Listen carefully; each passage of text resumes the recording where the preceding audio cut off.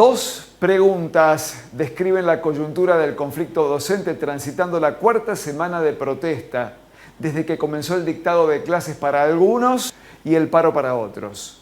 La primera de estas preguntas es: ¿cómo está el presentismo versus el ausentismo a esta altura? La segunda pregunta es: ¿habrá descuento de días no trabajados finalmente a riesgo de avivar el malestar incluso en los que volvieron al aula? El primer interrogante es una incógnita, promediando esta semana corta que antecede al único fin de semana largo de marzo. El Ministerio de Educación dejó de informar los niveles de asistencia como sí hizo durante los primeros días de conflicto. Percibimos una mayor asistencia de docentes a las escuelas cuando aquel miércoles 15 de marzo se abrió y se cerró el diálogo en Casa de Gobierno por fuera de la paritaria. Pero es fundamentalmente eso, una intuición. Las percepciones tienen un límite trazado por las planillas de novedades que las directoras escolares mandan al Ministerio de Educación todos los meses. Esa información permite liquidar salarios con un criterio objetivo. Cada falta no justificada impactará en el cuento de los días.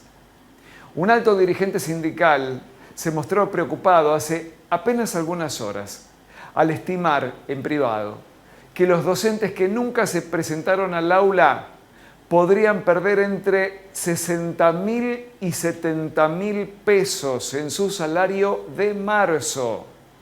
La deducción es legal.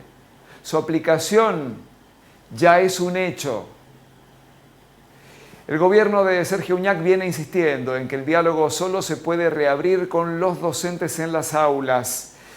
Mientras tanto, los autoconvocados se resisten a perder esa carta con la que ganaron notoriedad, que es vaciar las escuelas.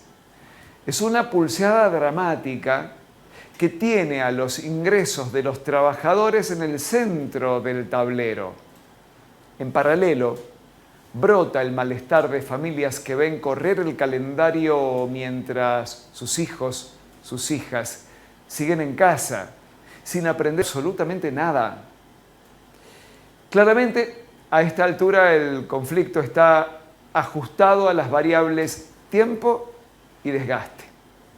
¿En cuántos días más se quebrará la rigidez de alguna de las partes? ¿Será determinante el descuento de los días para desalentar a los trabajadores y las trabajadoras de educación que sostuvieron la protesta hasta este momento? El sábado 1 de abril será clave. Ese día deberían depositarse los haberes. Los salarios llegarán con el aumento del 30% acordado en paritaria, lo cual debería sentirse en el bolsillo. 30% es bastante. Lógicamente, quienes carguen con la resta de los días de paro verán una merma, no una mejora. Entonces, habrá dos realidades muy diferentes, según la situación de cada docente y las decisiones que haya tomado ese docente, si estuvo o no estuvo frente al pizarrón. Esa diversidad de realidades ya empezó a meter ruido en el colectivo docente. Este martes alguno se atrevió a plantear en la línea de mensajes de Canal 13 que el personal jerárquico, directores y supervisores, no deberían tener aumento, solo deberían recibir una mejora quienes se encuentran más desfavorecidos en la base de la pirámide. Hay efectivamente salarios orillando los 100.000 pesos a duras penas contra otros ingresos que pelean contra el límite del impuesto a las ganancias porque exceden holgadamente los 400.000 pesos mensuales. La brecha entre docentes, entre salarios docentes, está a la vista.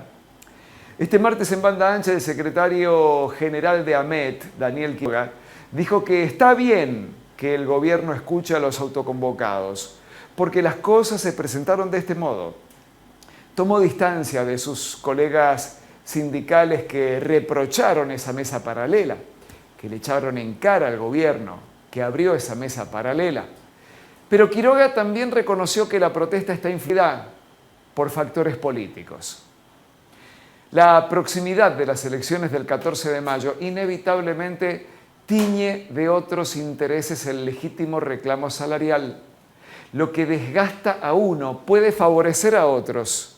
Esa sería la lógica lineal. Sin embargo, el problema es un tanto más complejo. Es una situación que debe administrar y resolver Sergio Uñac. Eso está fuera de discusión.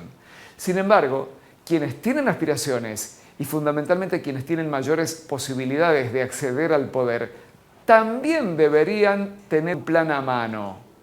Por dos razones esencialmente. La primera es que la inflación no se cortará drásticamente el 10 de diciembre que viene. Y el próximo gobierno también tendrá que lidiar con esta presión permanente, la inflación.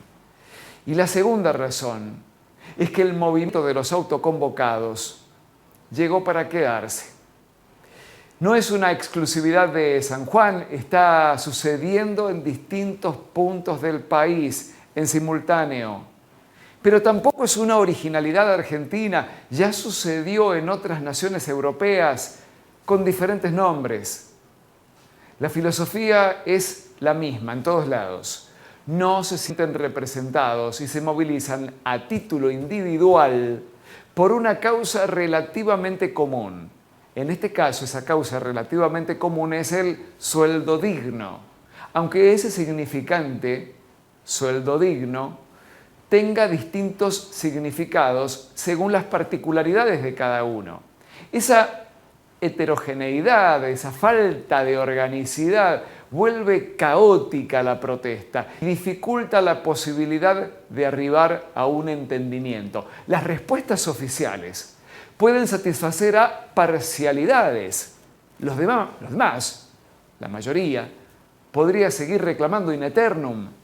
No es profecía apocalíptica, es simple observación a la luz de los hechos que han sucedido desde el 2022 a esta parte. Entonces, el conflicto recae en la gestión de Uñac y se convierte obligatoriamente en tema de campaña para el oficialismo y para la oposición.